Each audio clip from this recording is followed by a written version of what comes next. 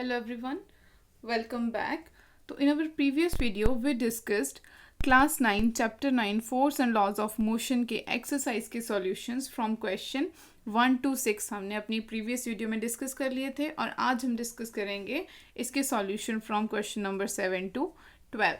तो देखिए let's move to our question number 7 and it's a very important question of your chapter. ठीक है, सो इसमें देखिए क्या बोल रहा है. A 800 kg engine pools a train of 5 wagons. तो इसमें बताया कि एक इंजन है जो कि है 8000 kg का, ठीक है, और ये पुल कर रहा है कितने वैगन्स की ट्रेन को? Train of 5 wagons. 1 2 3 4 एंड 5. तो ये 5 वैगन्स की ट्रेन है जिसको ये इंजन पुल कर रहा है. Each of 2000 kg, her wagon का जो मास है it is 2000 kg. Alright, along a horizontal track, एक हॉरिजॉन्टल ट्रैक पे ये मूव कर रहे हैं. If the engine exerts a force of 40,000 Newton and the track offers a friction force of 5,000 Newton. अब जो इंजन है वो कितनी फोर्स exert कर रहा है? 40,000 न्यूटन की फोर्स. और जो फ्रिक्शन फोर्स ट्रैक ऑफर कर रहा है वो कितनी है? 5000 न्यूटन की. Friction force is always opposite होती है मोशन के, ठीक है, तो ये जो है वो नेगेटिव फोर्स है. Friction force is always a negative force.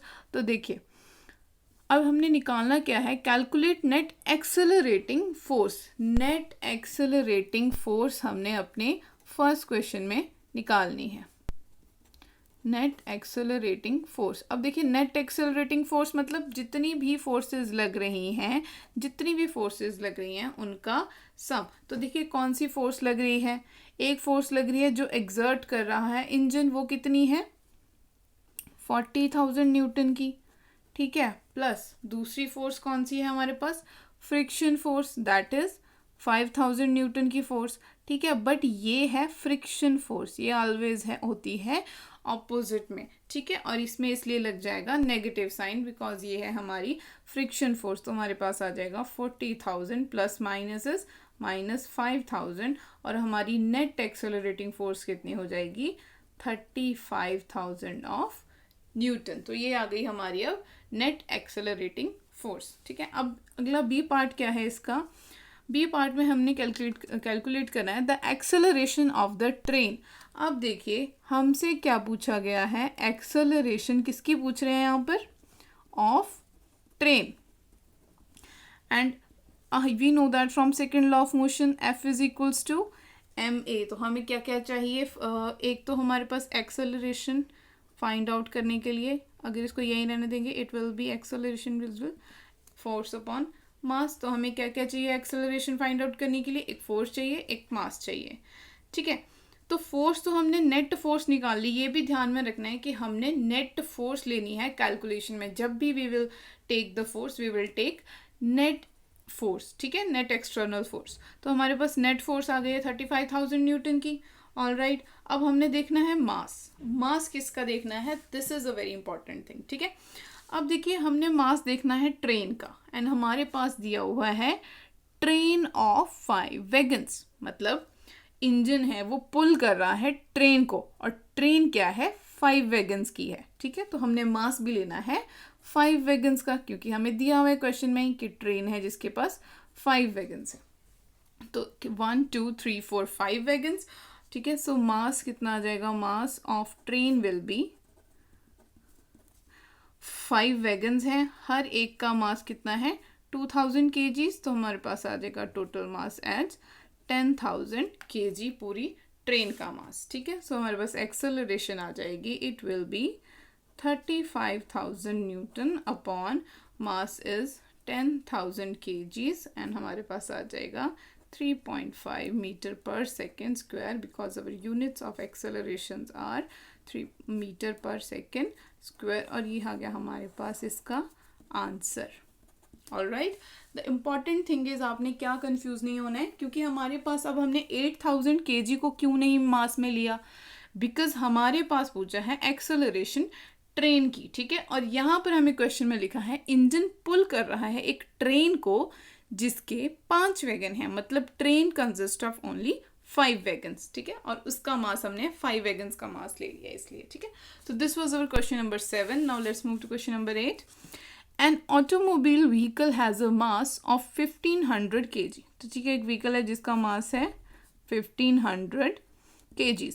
What must be the force between the vehicle and the road if the vehicle is to be stopped with a negative acceleration of 1.7 metre per second square. देखिए अब acceleration क्या है, negative दिया है इसलिए हमने negative sign लगा लिया. एंड अब हमने कैलकुलेट कौन सी फोर्स करनी है. What must be the force between the vehicle, ये अगर व्हीकल है, व्हीकल और रोड के बीच में कोई ऐसी फोर्स लग रही है जो कि व्हीकल को जिसने स्टॉप कराना है. तो स्टॉप कराने के लिए कौन सी फोर्स लगती है, फ्रिक्शन फोर्स, जो कि ये ऑपोजिट होती है मोशन के. इधर को मोशन है तो इधर को फोर्स होगी, ये हमेशा ऑपोजिट होती है. और ये क्या करती है, it acts opposite to the motion, और ये अगेंस्ट एक्ट करती है मोशन के, और ये किसी भी ऑब्जेक्ट को रोकती है, ठीक है. तो हमने फोर्स ऑफ फ्रिक्शन इसका फाइंड आउट करना है. ओके, तो we know that according to second law of motion, second law of motion में हमें मेथड मिल गया था कि हम कैसे फाइंड कर सकते हैं फोर्स को. मास इनटू एक्सेलरेशन, हमारे पास मास भी है, हमारे पास एक्सेलरेशन भी है, हम वैल्यूज पुट कर देंगे. What is our mass, it is 1500 kgs into acceleration is -1.7. अब देखिए इनटू मैं क्या करूँगी, पॉइंट को हटाने के लिए नीचे divided by 10, so it will be this, minus sign साथ में ही रहेगा. Okay, so it will be after calculation मेरे पास आ जाएगा माइनस साइन यहाँ पर 2550 न्यूटन. तो ये आ गई मेरी फोर्स. और देखिए ये आई है negative force which shows that, ये नेगेटिव साइन क्या शो करता है कि जो ये फोर्स है वो ऑपोजिट में एक्ट कर रही है, acting opposite to the direction of motion, ठीक है. और इसी वजह से, इसी फोर्स की वजह से जो ये व्हीकल है वो स्टॉप होगा. Alright, so this was our question number 8. Now let's move to question number 9. What is our question number 9? Very simple question. What is the momentum of an object, mass दिया हुआ है m, moving with a velocity v, ठीक है. सो हमारे पास मास दिया हुआ है कि एक ऑब्जेक्ट है जिसका मास m है और उसकी जो वेलोसिटी है दैट इज v. तो हमने फाइंड आउट क्या करना है, कहता है उसका मोमेंटम क्या होगा. अब मोमेंटम क्या है, मोमेंटम एक ऐसी टर्म है जो हमें इंट्रोड्यूस कराई थी सर आइजैक न्यूटन ने. और मोमेंटम होता क्या है, it is the measure of the amount of motion in an object, ठीक है. और उन्होंने कहा था that momentum is the product of mass and velocity, and it is mass is m, velocity is v. तो हमारे पास मोमेंटम क्या है, mv. और this is our answer, d is our answer, option d is our answer. So let's move to question number 10. What is question number 10? Using a horizontal force of 200 Newton, we intend to move a wooden cabinet across a force at a constant velocity. ये बोल रहे हैं कि एक कोई wooden cabinet है across the floor, ठीक है. ये wooden cabinet है एक फ्लोर के ऊपर, जिसके ऊपर कहता हम फोर्स लगा रहे हैं 200 न्यूटन की फोर्स, ठीक है. तो कहता कि हमने इसको मूव कराना है across the floor with a constant velocity. इस कैबिनेट को कह रहा हम फोर्स लगा रहे हैं 200 न्यूटन की, और इसको हमने इस फ्लोर पे मूव कराना है कांस्टेंट वेलोसिटी के साथ, ठीक है. What is the force, friction force that will be exerted on the cabinet. और हमने फाइंड आउट क्या करना है कि फ्रिक्शन फोर्स जो है वो कितनी होगी जो एक्सर्ट होगी कैबिनेट के ऊपर. तो देखिए सबसे पहले तो क्या है कि कांस्टेंट वेलोसिटी के साथ ही कैसे मूव होगा कैबिनेट, ठीक है. सो फॉर कांस्टेंट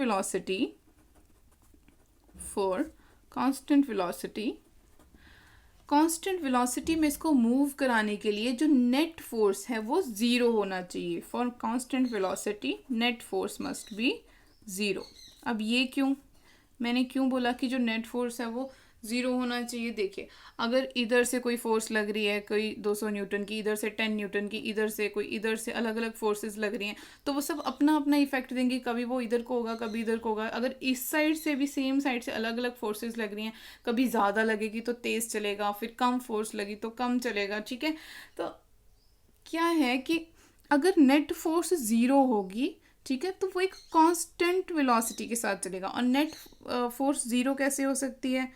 जब हमारी जो फ्रिक्शन फोर्स लग रही है, देखिए there is always a friction force. जब भी दो सरफेसेस आपस में कांटेक्ट में आते हैं तो there is a friction force. अब यहाँ पर एक कैबिनेट का सरफेस है, एक ये फ्लोर का सरफेस है, दो सरफेसेस आपस में कांटेक्ट में आ रहे हैं, तो यहाँ पर एक फ्रिक्शन फोर्स लगेगी। और अगर हमारी फ्रिक्शन, अब नेट फोर्स अगर ज़ीरो चाहिए तो हमारी जो फ्रिक्शन फोर्स होगी that should also be 200 newton की, ठीक है। Hence the force of friction, force of friction will be 200 newton, ठीक है। अगर फ्रिक्शन फोर्स भी 200 न्यूटन की होगी तो हमारी नेट एक्सटर्नल फोर्स जो है वो क्या हो जाएगी? Net external force will be, sum करेंगे दोनों का, 200 newton plus friction force negative sign लेती है, ठीक है, तो ये हो जाएगी ज़ीरो। तो हमारी नेट एक्सटर्नल फोर्स जो है वो ज़ीरो हो जाएगी जब हम फ्रिक्शन फोर्स को भी 200 न्यूटन लेंगे और जो हमारा ऑब्जेक्ट है it will move with constant velocity, ठीक है। So this was our question number 10। Now let us solve question number 11। What is question number 11? Two objects each of mass 1.5 kg। दो ऑब्जेक्ट हैं, दोनों का मास क्या है? 1.5 kg। हमने ये दो ऑब्जेक्ट्स मान लिए, दोनों का mass 1.5 and 1.5। Let it be m1, let it be m2 are moving in the same straight line. दोनों एक ही स्ट्रेट लाइन में मूव कर रहे हैं बट इन ऑपोजिट डायरेक्शन। अब एक ही लाइन में मूव कर रहे हैं बट ऑपोजिट डायरेक्शन में मूव कर रहे हैं, ठीक है। अगर ये इस साइड जा रहा है तो ये इस साइड जा रहा है, ठीक है। The velocity of each object is 2.5 metre per second. Velocity initial क्या होती है? इसकी हम ले लेंगे u1, तो it is 2.5 metre per second. और इसकी हम ले लेंगे u2। अब ये ऑपोजिट डायरेक्शन में है इसलिए हम ले लेंगे इसकी वेलोसिटी इन नेगेटिव -2.5 मीटर पर सेकेंड, ठीक है। क्यों माइनस ली? क्योंकि ये अपोजिट डायरेक्शन में जा रहा है। Now before the collision during which they stick together. अब क्या हुआ कि जब वो दोनों जा रहे थे, स्ट्रेट लाइन में जा रहे थे, अब ऐसे जा रहे थे दोनों, ठीक है, ये ऐसे दोनों इस तरह से स्ट्रेट लाइन में जा रहे थे बट ऑपोजिट डायरेक्शन में, और फिर कोलाइड हो गए दोनों, ठीक है। ऐसे जा रहे थे और आपस में कोलाइड हो गए। तो देखिए मानिए यहाँ पर आकर ये दोनों जो हैं वो कोलाइड हो गए, ठीक है। अब क्या बोल रहा है? What will be the velocity of the combined objects after collision. अब जब ये कोलाइड हो गए, इस कोलिजन के बाद इनकी वेलोसिटी क्या होगी, हमने ये फाइंड आउट करना है, ठीक है। सो हमारा मास m1 कितना है फर्स्ट ऑब्जेक्ट का? इट इज़ 1.5 kg एंड इसकी इनिशियल वेलोसिटी कितनी है? 2.5 मीटर पर सेकेंड, ठीक है। और हमारा m2 कितना है? m2 is again 1.5 kg and u2 is इसकी वेलोसिटी -2.5 मीटर पर सेकेंड, ठीक है। तो हम इसका टोटल मोमेंटम बिफोर, अब ये सारे जो हैं वो वैल्यूज़ हैं बिफोर कोलिजन, जब तक ये कोलाइड नहीं हुआ था। So we have total momentum before collision. Momentum is mass into velocity, ठीक है। सो फर्स्ट ऑब्जेक्ट का मास है m1, वेलोसिटी है u1, टोटल है अब, ठीक है। दूसरे ऑब्जेक्ट का भी लेंगे हम, इंडिविजुअल का नहीं लेना है, टोटल का लेना है बिफोर कोलिजन, ठीक है। सो m1 is 1.5 into u1 is, what is our u1? 2.5 plus m2 is again 1.5 and u2 is -2.5। अब देखिए ये क्या हो जाएगा? 1.5 into 2.5 plus minus is minus हो जाएगा यहाँ पर 1.5 इंटू 2.5, ये वाला माइनस हम इधर ले आए, प्लस माइनस इज माइनस। अब देखिए इक्वल टर्म्स है 1.5 2.5 1.5 2.5 और ये माइनस होकर हो गई 0। तो हमारा टोटल मोमेंटम बिफोर कोलिजन आ गया दिस। अब हमने देखना है हमारा total momentum after collision. So what it will B? Total momentum after collision. तो ये अब होता है अगेन m1 हमारा हो जाएगा प्लस m2 इंटू v. ये वाली वेलोसिटी हमारे पास नहीं है, हमने फाइंड आउट करनी है. ठीक है, तो total momentum after collision will be, ये क्या होना था वैसे देखिए अगर मैं अलग अलग दिखती, m1v प्लस m2v. मैंने m1 m2 को या v को कॉमन ले लिया and m1 plus m2. So m1 और m2 मेरे पास क्या है 1.5 plus 1.5 into v. So it is 3v. ठीक है, now according to our law of conservation of momentum, हमारा law of conservation of momentum क्या बोलता है? According to law of conservation of momentum, ये लॉ क्या बोलता है कि total momentum before collision is equals to total momentum after collision. ठीक है, what this law says? It says total momentum before collision is equals to total momentum after collision. सो हमारा total momentum before collision क्या था? 0 and after collision था 3v. ठीक है, अब हमारे पास देखिए जब इसको क्रॉस करेंगे इधर लेके जाएंगे तो ये 0 के साथ कोई भी चीज़ मल्टीप्लाई होगी तो, या जब इसको डिवाइड भी होगी तो ये 0 ही हो जाएगी. तो हमारी वेलोसिटी इसको यूज़ करके, law of conservation of momentum को यूज़ करके हम अपनी वेलोसिटी यहाँ पर निकाल लेंगे, दैट इज इक्वल्स टू 0. अब ये वेलोसिटी 0 मीटर पर सेकंड का क्या मतलब है? मतलब जब ये दो ऑब्जेक्ट्स आपस में कोलाइड हुए, इसके बाद हमने बोला था कि वेलोसिटी v है. अब v क्या हमारे पास निकल के आई? 0 metre per second. That means collide होने के बाद ये दोनों ऑब्जेक्ट जो हैं वो रेस्ट पर आ गए, इन्होंने फर्दर जो है वो मोशन नहीं किया. कोलिजन हुआ, मूव कर रहे थे, कोलिजन हुआ, फिर ये रेस्ट पर आ गए. इनकी वेलोसिटी क्योंकि 0 कैलकुलेट हुई है हमारे पास. ठीक है, this means the objects will come to rest after collision.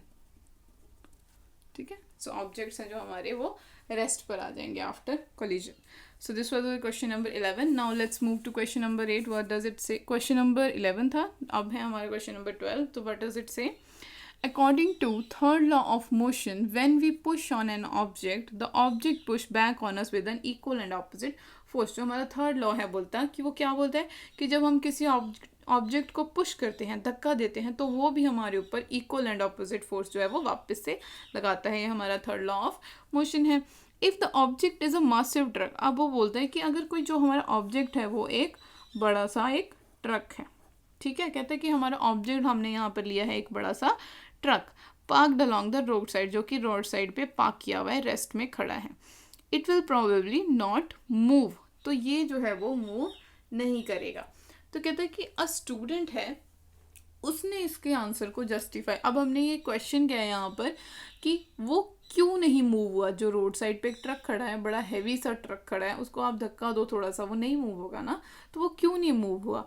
ठीक है, हमने थर्ड लॉ ऑफ मोशन में तो बताया कि जब हम किसी को धक्का देंगे तो वो भी हमें वापस से धक्का देगा. तो कह रहे हैं कि ये ट्रक जो है वो मूव क्यों नहीं हुआ. तो एक स्टूडेंट है, उसने अपना एक आंसर दिया उसने. ठीक है, तो वो क्या बोलता है कि two opposite and equal forces जो है वो एक दूसरे को कैंसिल कर देंगे, इसलिए वो मूव नहीं हुआ. ये बोल रहा है कि दो इक्वल एंड ऑपोजिट फोर्सेस जो हैं वो एक दूसरे पर लग रही हैं तो वो आपस में कैंसिल हो जाएंगी. ठीक है, ये बोल रहा है ये कि दोनों कैंसिल हो गई. कहते हैं कि कमेंट ऑन दिस लॉजिक, इसके लॉजिक पे कमेंट करो कि ये स्टूडेंट का लॉजिक सही है कि गलत है, ये बताइए.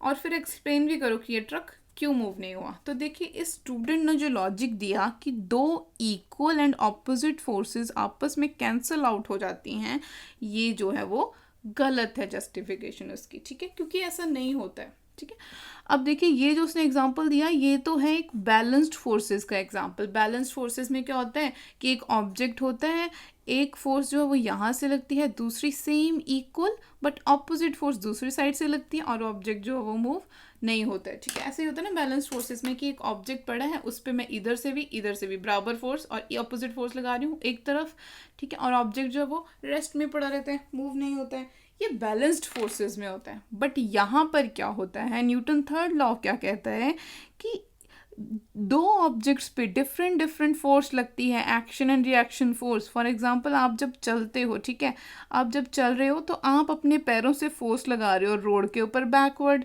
और इक्वल एंड ऑपोजिट फोर्स जो है वो रोड आप पे लगा रहा है जिससे आप आगे फर्दर मूव करते हो। तो आपने एक्शन फोर्स लगाई है रोड पे और रोड ने जो है वो रिएक्शन फोर्स लगाई है आप पे। अब ये दोनों फोर्सेस डिफरेंट डिफरेंट ऑब्जेक्ट्स पे लग रही हैं, डिफरेंट, एक आप पे लग रही है फोर्स, एक रोड पे लग रही है फोर्स, ठीक है। तो ये वाली जो दो इक्वल नॉन ऑपोजिट फोर्सेस हैं ये वाली कैंसिल नहीं होती हैं, जो कैंसिल होती हैं that was the case of balanced force, ठीक है। तो ये जो है वो कैंसिल नहीं होंगी। तो देखिए हमने क्या यहाँ पर लिखा है, action force is applied by the us on the truck. Action force जो है वो हम लगा रहे हैं ट्रक के ऊपर। Reaction force is applied by truck owners. Reaction force जो है वो ट्रक हम पर लगा रहा है। So the forces are acting on two different objects. तो जो दो डिफरेंट ऑब्जेक्ट्स पे जो है वो दो फोर्सेस लग रही हैं, एक ये है एक ये है, ठीक है। सो ये जो है वो आपस में कैंसिल नहीं होंगी। ऑलराइट, नाउ आगे बोलते हैं कि आप एक्सप्लेन करो कि ट्रक क्यों नहीं मूव हुआ।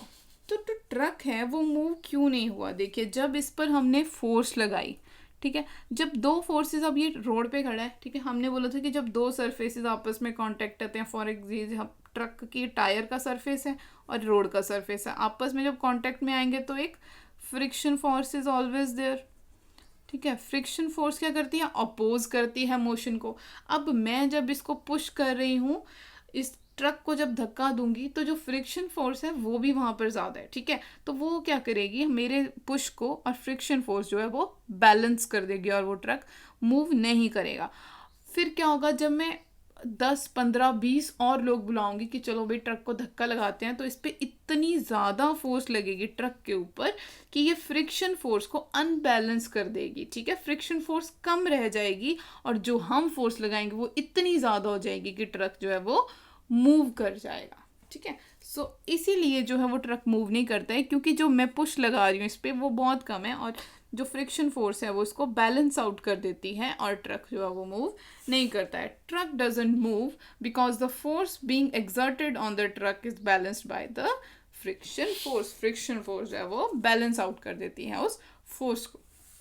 तो आज हमने डिस्कस किए हमारे क्वेश्चन नंबर 7 से लेके क्वेश्चन नंबर 12 तक, और हमारी नेक्स्ट वीडियो में हम डिस्कस करेंगे क्वेश्चन नंबर 13 से लेके क्वेश्चन नंबर 18 आपके force and laws of motion chapter 9 के, and it will cover your whole exercise. 18 question है इसमें। So see you in the next video. Thank you.